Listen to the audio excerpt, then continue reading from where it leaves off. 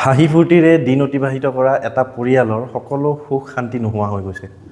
আজি মই এই ভিডিঅ'টো কোনো ধৰণৰ ফিটনেছ ৰিলেটেড ভিডিঅ' বনোৱা নাই আৰু আজি আপোনালোকক মই অনুৰোধ কৰিছোঁ, কাৰণ অসমবাসী ৰাইজৰ কাৰণে আজি হয়তো আপোনালোকে যদি সহায় কৰে, আপোনালোকে যদি সহায় কৰিম বুলি ভাবে, তেনেহ'লে এগৰাকী ছোৱালী জীৱন যুদ্ধত জয়ী হ'ব পাৰিব।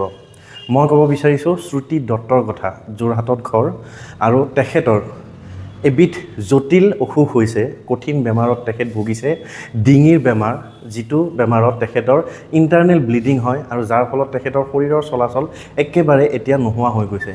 প্ৰথম অৱস্থাত অসমতে চিকিৎসা চলিছিল, কিন্তু অসমত তেখেতৰ চিকিৎসা ভালকৈ নহ'ল, যাৰ কাৰণে তেখেত এতিয়া বেংগলোৰৰ NH হস্পিটেলত ভৰ্তি হৈ আছে। আপোনালোকে হয়তো জুবিন গাৰ্গৰ পোষ্টত নাইবা অংগৰাগ মহন্তৰ পোষ্টত নাইবা ৰবি শৰ্মাৰ পোষ্টত তেখেতৰ বিষয়ে পঢ়িছে, তেখেতৰ বিষয়ে জানিছে। প্ৰথম পৰ্যায়ৰ চিকিৎসাৰ কাৰণে বহুত লক্ষাধিক পইচাৰ তেখেতৰ প্ৰয়োজন আছিল। সেইখিনি বহুত সংখ্যক লোকে সহায় কৰি পেলাই তেখেতক বৰঙণি হিচাপে দিলে, যাৰ ফলত তেখেতৰ প্ৰথম পৰ্যায়ৰ চিকিৎসা সম্পূৰ্ণ হ'ল।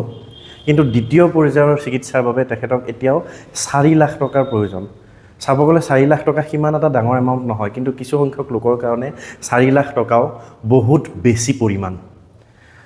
তেখেতৰ 4 লাখ টকা এতিয়া দিনে ৰাতিয়ে তেখেতৰ টোপনি নোহোৱা হৈছে, তেখেতৰ ঘৰৰ মাক দেউতাকৰ টোপনি নোহোৱা হৈছে। দেউতাক এগৰাকী খেতিয়ক আছিল আৰু শ্ৰুতি দত্তই এটা প্ৰাইভেট জব কৰি পেলাই নিজৰ ঘৰখন চম্ভালি আছিল।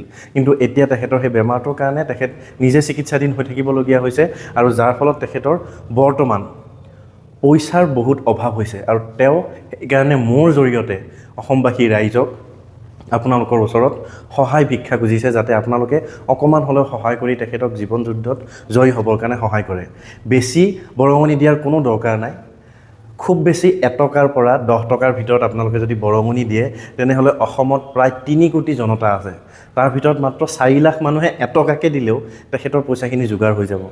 গতিকে আপোনালোকক এটাই অনুৰোধ, আপোনালোকে যিমান পাৰে, যদি আপোনালোকৰ বৰঙণি দিবলৈ অসুবিধা হয়, তেনেহ'লে এই ভিডিঅ'টো যিমান পাৰে আপোনালোকে শ্বেয়াৰ কৰি দিব।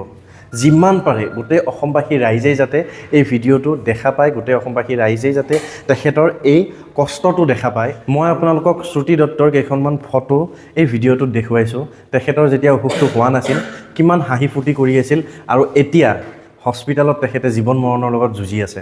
মই আপোনালোকক আকৌ এবাৰ অনুৰোধ কৰিছোঁ, তেখেতক যিটো একাউণ্টত পইচা দিব লাগে, বৰঙণি দিব লাগে, সেই একাউণ্টৰ কমপ্লিট ডিটেইলছ লগতে QR কোড মই এই ভিডিঅ'টোত দি দিছোঁ, লগতে মোৰ কমেণ্টতো মই দি দিম।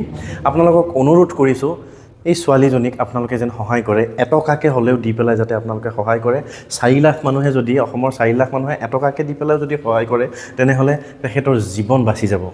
আৰু যদি আপোনালোকৰ পইচা দিবলৈ অসুবিধা হয়, বৰঙণি দিবলৈ অসুবিধা হয়, তেনেহ'লে অনুগ্ৰহ কৰিছোঁ আপোনালোকে যেন এই ভিডিঅ'টো যিমান পাৰে শ্বেয়াৰ কৰি দিয়ে, যাতে অসমৰ প্ৰতিজন জনতাই এই ভিডিঅ'টো দেখা পায় আৰু তেখেতক সহায়ৰ কাৰণে হাত আগবঢ়ায়। আজি আৰু বিশেষ নকওঁ, আকৌ এবাৰ অনুৰোধ কৰিছোঁ শ্ৰুতি দত্তক যাতে আপোনালোকে সহায় কৰে। ধন্যবাদ।